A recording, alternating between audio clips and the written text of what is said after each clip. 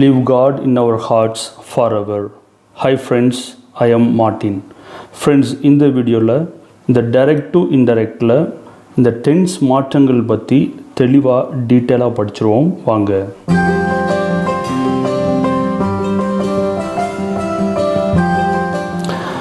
So friends, இதுதான் நீங்கள் முதல் வீடியோவாக பார்க்குறீங்கன்னா கண்டிப்பாக இதுக்கு முந்தின வீடியோவை பார்த்துட்டு வாங்க. அப்போ தான் இது உங்களுக்கு தெளிவாக புரியும். ஸோ இதில் நம்ம டென்ஸ் மாற்றத்தை பற்றி பார்க்க போகிறோம். ஸோ இதில் டென்ஸ் மாற்றத்தை பற்றி பார்க்கும்போதுல இதில் ரெண்டு வகையான டென்ஸை பற்றி பார்க்கணும். ஒன்றாவது என்ன அப்படின்னு சொன்னால் இந்த ரிப்போர்ட்டட் டென்ஸ் அல்லது பிரின்சிபால் டென்ஸ்னு சொல்லுவோம், அல்லது இங்கே பேசிய வார்த்தைகளில் வர டென்ஸ். இந்த ரெண்டு டென்ஸையும் நம்ம தெளிவாக புரிஞ்சுக்கிறணும். ஸோ முதலாவதாக இந்த ரிப்போர்ட்டட் டென்ஸ் அப்படின்னு சொன்னோன்னா என்ன அப்படின்னு சொன்னால், இந்த ராஜாவுக்கும் ராணிக்கும் இடையே நடைபெற்ற உரையாடல் ஏற்பட்ட காலம். ஸோ ராஜாவுக்கும் ராணிக்கும் இடையே நடைபெற்ற இந்த உரையாடல் இறந்த காலத்தில் நடந்துச்சா அல்லது நிகழ்காலத்தில் நடந்துச்சா அப்படிங்கிறத குறிக்கிறது தான் இந்த ரிப்போர்ட்டட் டென்ஸ். ஓகேயா? ஸோ இதில் செட்டுன்னு வந்திருக்கு. அதனால் இவங்க ரெண்டு பேருக்கும் இடையே நடைபெற்ற இந்த உரையாடல் இறந்த காலத்தில் நடைபெற்றது. அது நேற்றாக இருக்கலாம், முந்தானத்தாக இருக்கலாம், அல்லது போன வாரம் இருக்கலாம், போன மாதமாக இருக்கலாம். ஓகேயா? ஸோ அதே இது இங்கே கீழே பாருங்கள், இங்கே சேஸ்ன்னு வந்திருக்கு. அப்படின்னா ஸோ ராஜா இந்த உரையாடலை இப்போ சரியா நிகழ்காலத்தில் நடத்துகிறாருன்னு அர்த்தம். ஓகே தானே? ஸோ அதுதான் முதல்ல வர்ற இந்த ரிப்போர்ட்டட் டென்ஸ் அப்படின்னு சொல்லுவோம். ஸோ ரிப்போர்ட்டட் டென்ஸ் எந்த காலத்தில் இருக்குது அப்படிங்கிறத பார்த்துக்கிறணும். அது ஒன்றாவது. ரெண்டாவது, இவங்க ரெண்டு பேரும் பேசிய வார்த்தைகள், ராஜா ராணியிடம் பேசிய வார்த்தைகளில் ஒரு சென்டென்ஸ் தான் இது. இவங்க ரெண்டு பேருக்கும் இடையே நிறைய உரையாடல் நடந்துச்சு. அந்த உரையாடலில் ஒரு sentence, I want to work with you அப்படிங்கிறது ராஜா ராணியிடம் சொன்ன ஒரு சென்டென்ஸ். இவங்க ரெண்டு பேருக்கும் நிறையா சென்டென்ஸ் நடந்திருக்கலாம். ஓகேயா? ஸோ இந்த பேசிய இந்த வார்த்தைகள் என்ன டென்ஸில் இருக்குது அப்படிங்கிறதையும் பார்க்கணும். ஓகேயா? ஸோ ரெண்டு டென்ஸையும் பார்க்கணும். இந்த ரெண்டு டென்ஸையும் பொறுத்து தான் நம்ம இன்டைரக்ட் ஸ்பீச்சில் தெளிவாக மாற்றங்களை ஏற்படுத்த முடியும். ஓகே தானா? அடுத்ததாக இங்கே பாருங்கள், இந்த செட் டு அப்படிங்கிறது டோல்டு அப்படின்னு மாறும். ஏன் மாறுது அப்படின்னு சொன்னால், ரொம்ப எளிய விளக்கம் ஒன்று சொல்லணும் அப்படின்னு சொன்னால், தமிழில் ராஜாவுக்கும் ராணியும் ரெண்டு பேருக்கும் இடையே உரையாடல் நடந்துச்சு. ரெண்டு பேரும் நிறையா பேசிக்கிட்டாங்க. ஓகேயா? ஸோ ரெண்டு பேரும் பேசினதில் ஒரு சென்டென்ஸ் இது. ஸோ ராஜா ராணியிடம் பேசியது. ஸோ பேசியது அப்படின்னு சொல்கிறதுனால தான் இந்த செட்டுங்கிற வார்த்தையை இங்கிலீஷில் பயன்படுத்துகிறோம். ஸோ சே அப்படிங்கிற வார்த்தைக்கு என்ன அர்த்தம் அப்படின்னு சொன்னால், டு ஸ்பீக் அப்படின்னு அர்த்தம். சரியா? பேசியது, பேசுறது அப்படின்னு அர்த்தம்.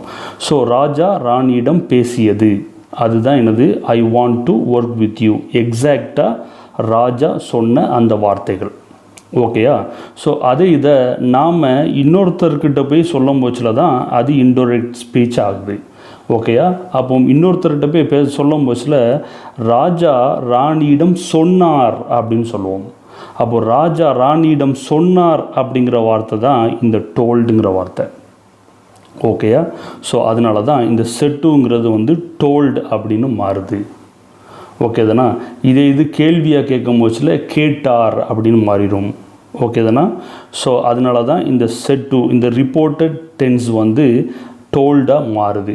ஓகே தானா? அதுக்கப்புறம் இந்த டென்ஸ், இந்த வார்த்தைகள் நிறைய மாற்றங்கள் இருக்குது. அதை பற்றி தெளிவாக டீட்டெயிலாக படிப்போம். ஸோ முதலாவதாக இந்த 3 வகையான டென்ஸ் மாற்றங்கள் இருக்குது. இந்த 3 வகையான டென்ஸ் மாற்றங்களை நல்லா பார்த்துக்கோங்க. ஸோ நம்ம ரிப்போர்ட்டட் டென்ஸ்னு பார்த்தோம். அந்த ரிப்போர்ட்டட் டென்ஸ் ப்ரெசன்ட் டென்ஸில் இருந்துச்சுன்னா பேசிய வார்த்தைகளையும் ப்ரெசன்ட் டென்ஸ்லேயே எழுதிடணும். இது ஒன்று. அடுத்ததாக ரிப்போர்ட்டட் டென்ஸ் பாஸ்ட் டென்ஸில் இருந்துச்சு அப்படின்னு சொன்னால், அந்த பேசிய வார்த்தைகளை நம்ம 12 டென்ஸ் இருக்குது அப்படி தானே? ஸோ அந்த 12 டென்ஸுகளில் எப்படி மாற்றம் வரும்னு சொல்லிட்டு நம்ம எடுத்துக்காட்டுகளோடு பார்ப்போம். ஸோ ரிப்போர்ட்டட் டென்ஸ் பாஸ்ட் டென்ஸாக இருந்துச்சுன்னா ஸோ அந்த டென்ஸுகளுக்கு ஏற்றாற் போல் அந்த பேசிய வார்த்தைகளை நிறைய மாற்றம் ஏற்படுத்தணும். இது ரெண்டாவது மாற்றம். மூணாவது பாருங்கள், இந்த ரிப்போர்ட்டட் டென்ஸ் வந்து பாஸ்ட் டென்ஸில் இருந்தும் பேசிய வார்த்தைகள் either still relevant or general truth. சரியா? அதாவது இன்னும் நிகழ்காலத்திலேயே இருக்கக்கூடிய ஒரு கருத்தாக இருந்தாலோ அல்லது ஒரு பொதுவான உண்மையாக இருந்தாலோ அதை வந்து ப்ரெசன்ட் டென்ஸ்லையும் எழுதலாம் அல்லது பாஸ்ட் டென்ஸ்லையும் எழுதலாம். ஓகே தானே? ஸோ இந்த 3 வகையான இந்த டென்ஸ் மாற்றங்கள் இருக்குது. அதை பற்றி ஒவ்வொன்றா டீட்டெயிலாக எடுத்துக்காட்டுகளோடு படிப்போம் வாங்க. ஸோ முதலாவது பாருங்கள், இந்த ரிப்போர்ட்டட் டென்ஸ் வந்து ப்ரெசன்ட் டென்ஸில் இருக்குது. ஓகேயா? ப்ளஸ் பேசிய வார்த்தைகள் அப்போ ப்ரெசன்ட் டென்ஸில் தான் இருக்கணும். ஓகே தானே? ஸோ எடுத்துக்காட்டாக பாருங்கள், Raja says I am not happy. So இந்த ரிப்போர்ட்டட் டென்ஸ் வந்து ப்ரெசன்ட் டென்ஸில் தான் இருக்குது. உள்ளுக்குள்ளே இருக்கிற பேசிய வார்த்தைகளும் ப்ரெசன்ட் டென்ஸில் தான் இருக்குது. அப்படிங்கிற பட்சத்தில் ஸோ அதை நீங்கள் இன்டைரக்ட் ஸ்பீச்சாக மாற்றும் பட்சத்தில் அப்படியே ராஜா சேஸ் அதே டென்ஸ் தான், ப்ரெசன்ட் டென்ஸ் தான். ஸோ இங்கே ஆம் வந்திருக்கிறதுனால அதுவும் ஈஸ்னே மாறும். ஓகே தானே? டென்ஸ் மாற்றத்தை மட்டும்தான் பற்றி பேசிகிட்டு இருக்கேன். ஏற்கனவே இந்த ப்ரொனவுன் மாற்றத்தை நான் ஏற்கனவே சொல்லிட்டேன். ஓகே தானே? ஸோ இப்போ Raja says that he is not happy. So tense மாற்றம். ஸோ இதுவும் ப்ரெசன்ட் டென்ஸ் தான், இதுவும் ப்ரெசன்ட் டென்ஸ் தான்.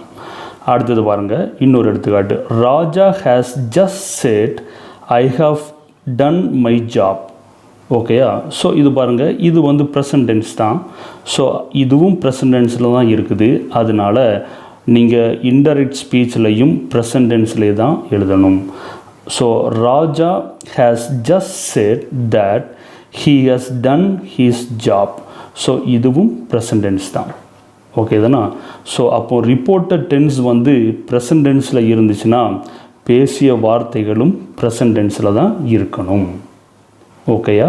ஸோ இது முதல் வகை. ரெண்டாவது வகை பாருங்கள். இந்த ரெண்டாவது வகையில் வந்து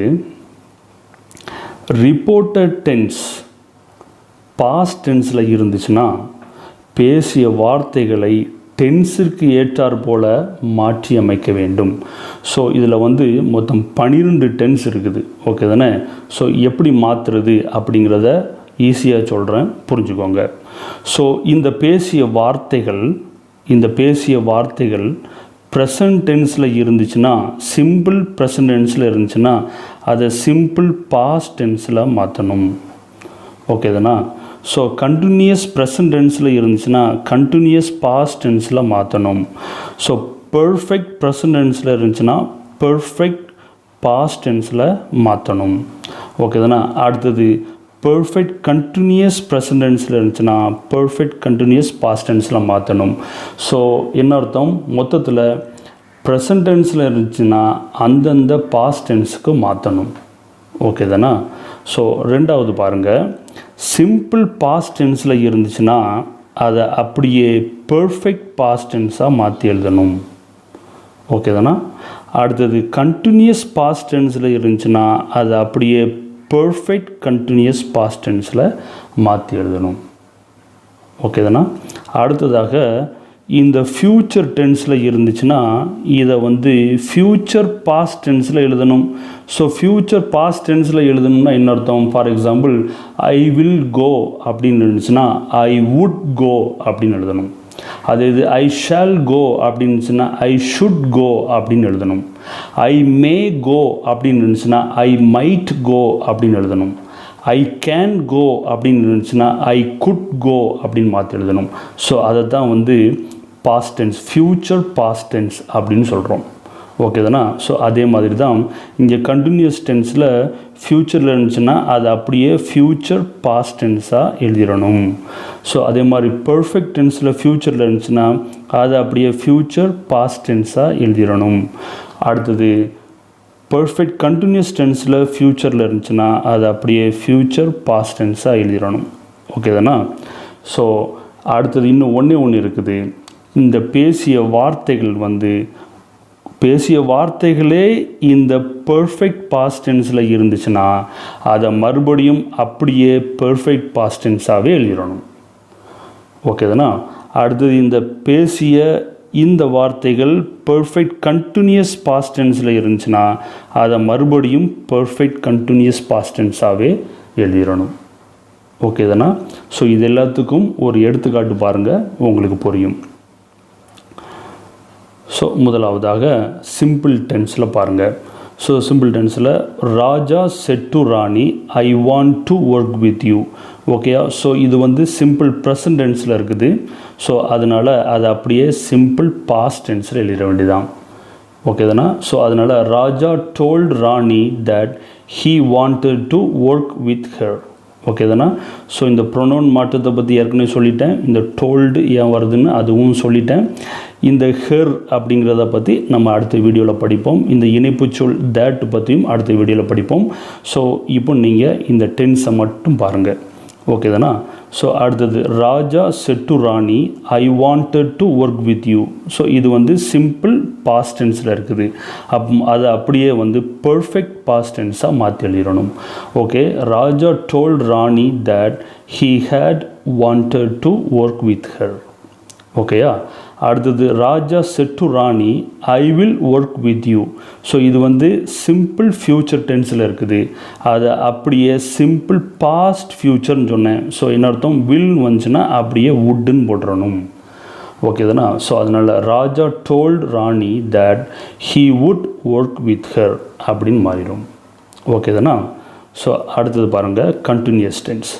ஸோ கண்டினியூஸ் டென்ஸில் என்னாகும்? Raja said to Rani I am working with you. So I am working அப்படின்னு சொல்லிட்டு ப்ரெசன்ட் கண்டினியூஸ் டென்ஸில் இருக்குது. அதை இன்டைரக்ட் ஸ்பீச்சாக மாற்ற முடிச்சல பாஸ்ட் கண்டினியூஸ் டென்ஸாக மாற்றிடணும். So Raja told Rani that he was working with her அப்படின்னு மாறிடும். ஓகேயா? அடுத்தது பாருங்கள், Raja said to Rani I was working with you. So இது வந்து பாஸ்ட் கண்டினியூஸ் டென்ஸில் இருக்குது. ஓகே தானே? ஸோ அப்போ பாஸ்ட் கண்டினியூஸ் டென்ஸில் இருந்துச்சுன்னா அதை அப்படியே வந்து பெர்ஃபெக்ட் பாஸ்ட் கண்டினியூஸ் டென்ஸாக மாற்றிடணும். ஸோ அதனால் Raja told Rani that he had been working with her அப்படின்னு மாறிடும். ஓகே தானே? ஸோ அடுத்தது Raja said to Rani I will be working with you. So இது வந்து ஃப்யூச்சர் கண்டினியூஸ் டென்ஸில் இருக்குது. ஸோ அது அப்படியே வந்து பாஸ்ட் ஃப்யூச்சர் கண்டினியூஸ் டென்ஸ், அதாவது இந்த வில் வந்து வுட்டுன்னு மாற்றிடணும். அவ்வளவுதான். So Raja told Rani that he would be working with her அப்படின்னு மாறிடும். ஓகே தானே? அடுத்தது பெர்ஃபெக்ட் டென்ஸ். ஸோ பெர்ஃபெக்ட் டென்ஸில் வந்து Raja said to Rani I have worked with you. So இது வந்து ப்ரெசன்ட் பெர்ஃபெக்ட் டென்ஸில் இருக்குது. அதை அப்படியே பாஸ்ட் பெர்ஃபெக்ட் டென்ஸாக மாற்றிடணும். So Raja told Rani that he had worked with her அப்படின்னு மாறிடும். ஓகே தானே? அடுத்த Raja said to Rani I had worked with you. So இங்கே பாருங்கள், இது வந்து ஏற்கனவே பாஸ்ட் பெர்ஃபெக்ட் டென்ஸில் இருக்குது. அப்போ பாஸ்ட் பெர்ஃபெக்ட் டென்ஸில் இருக்கும் பட்சத்தில் அதை அப்படியே போட்டுடணும். அதே பாஸ்ட் பெர்ஃபெக்ட் டென்ஸாகவே எழுதணும். ஸோ அதனால் Raja told Rani that he had worked with her அப்படின்னு மாறிடும். ஓகே தானே? அடுத்தது Raja said to Rani I will have worked with you. So இது வந்து ஃப்யூச்சர் பெர்ஃபெக்ட் டென்ஸ். ஸோ அதனால் இந்த ஃப்யூச்சர் இந்த வில் வந்து பாஸ்ட் ஃப்யூச்சர் அப்படின்னு சொன்னேன். ஸோ அதாவது வில் வந்து வுட்டாக மாறிடும். அவ்வளோதான். ஸோ அதனால் Raja told Rani that he would have worked with her அப்படின்னு மாறிடும். ஓகே தானே ஃப்ரெண்ட்ஸ்? ஸோ அடுத்தது பாருங்கள், Raja said to Rani I have been working with you. So இது வந்து ப்ரெசன்ட் பெர்ஃபெக்ட் கண்டினியூஸ் டென்ஸில் இருக்குது. அது அப்படியே பாஸ்ட் பெர்ஃபெக்ட் கண்டினியூஸ் டென்ஸாக மாற்றிடணும். ஸோ அதனால் Raja told Rani that he had been working with her அப்படின்னு மாறும். ஓகே தானே? அடுத்ததாக Raja said to Rani I had been working with you. So இது வந்து ஏற்கனவே பாஸ்ட் பெர்ஃபெக்ட் கண்டினியூஸ் டென்ஸில் இருக்குது. அதை அப்படியே பாஸ்ட் பெர்ஃபெக்ட் கண்டினியூஸ் டென்ஸாகவே எழுதிடணும். ஓகே தானே? அதில் மாற்றம் கிடையாது. ஸோ அதனால் Raja told Rani that he had been working with her அப்படின்னு மாறும். ஸோ அடுத்ததாக Raja said to Rani I will have been working with you அப்படின்னு சொல்லியிருக்குது. ஸோ இது வந்து future perfect continuous tense. So அதனுடைய பாஸ்ட் ஃப்யூச்சர் அப்படின்னு சொல்லுவோம் சில அந்த வில் மட்டும் வுட்டாக மாறிடும், அவ்வளோதான். So Raja told Rani that he would have been working with her அப்படின்னு மாறிடும். ஓகே தானே ஃப்ரெண்ட்ஸ்? ஸோ இது வந்து இந்த ரிப்போர்ட்டட் ஸ்பீச் வந்து பாஸ்ட் டென்ஸாக இருந்துச்சுன்னா டென்ஸில் ஏற்படக்கூடிய மாற்றங்கள், பேசிய வார்த்தைகளில் ஏற்படக்கூடிய மாற்றங்கள். அடுத்தது ஒரு ஸ்பெஷல் கேஸ் இருக்குது பாருங்கள், இதுதான் மூணாவது வகை, அதாவது ஜெனரல் ட்ரூத் அல்லது ஸ்டில் ரெலவெண்ட். ஓகேயா? ஸோ நிகழ்காலத்தில் இன்னும் பாசிபிள் இருக்குது அப்படிங்கிறது. For example, Raja set I know Rani's address.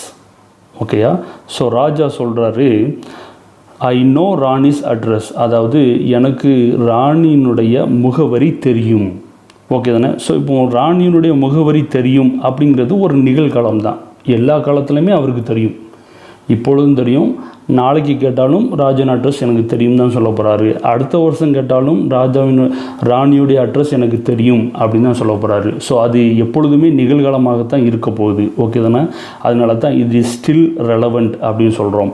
அப்படிப்பட்ட நேரங்களில் இதை வந்து இன்டைரக்ட் ஸ்பீச்சாக மாற்றும் போச்சில், so Raja said that he knows அப்படின்னே இருக்கலாம். இது வந்து ப்ரெசன்ட் டென்ஸாகவே அப்படியே எழுதலாம் அல்லது பாஸ்ட் டென்ஸாகவும் மாற்றி எழுதலாம். ரெண்டில் எப்படி எழுதினாலும் தப்பு கிடையாது. ஓகே தானே? ஸோ அது அடுத்தது இன்னொரு எடுத்து பாருங்கள். இது வந்து the teacher said to the students earthquakes occur often. So இது வந்து ஒரு ஜெனரல் ட்ரூத். சரியா? எர்த் குவைக்ஸ் வந்து நிறைய நடந்துக்கிட்டு இருக்கும். ஸோ நிலநடுக்கம் வந்து எல்லா இடங்களையும் பரவலாக நடந்து கொண்டே இருக்கும் அப்படிங்கிறது வந்து ஒரு அறிவியல் ஆராய்ச்சி. சரியா? இது வந்து ஒரு ஜெனரல் ட்ரூத். ஸோ இந்த மாதிரி விஷயங்களை வந்து நம்ம இன்டைரக்ட் ஸ்பீச்சாக மாற்றும் பட்சத்தில் the teacher told the students that earthquakes occur. சரியா? ஸோ ப்ரெசன்ட் டென்ஸாகவே எழுதலாம் அல்லது பாஸ்ட் டென்ஸாக மாற்றி எழுதலாம். ஸோ இந்த ரெண்டில் எப்படினாலும் மாற்றி எழுதலாம். ஓகே தானே ஃப்ரெண்ட்ஸ்? ஸோ இதுதான் வந்து 3 வகையான மாற்றங்கள். ஸோ 3 வகையான மாற்றங்கள். இந்த 3 வகையான மாற்றங்களை வந்து கொஞ்சம் தெளிவாக படிச்சுக்கோங்க. ஸோ அந்த தெளிவாக படிச்சுக்கிட்டீங்க அப்படின்னு சொன்னோன்னா கண்டிப்பாக நீங்கள் அடுத்தது டைரக்ட் டு இன்டைரக்ட் வந்து மாற்றி எழுதும் பட்சத்தில் எந்தவித பிரச்சனையும் இல்லாமல் தெளிவாக எழுதலாம். ஸோ இந்த வீடியோ உங்களுக்கு பிடிச்சிருக்குன்னு நினைக்கிறேன். லைக் பண்ணுங்கள், உங்கள் ஃப்ரெண்ட்ஸ் எல்லாருக்கும் ஷேர் பண்ணுங்கள். இது வரைக்கும் நம்ம சேனலை சப்ஸ்கிரைப் பண்ணாதவங்க சப்ஸ்கிரைப் பண்ணுங்கள். Thank you very much. Live God in our hearts for ever.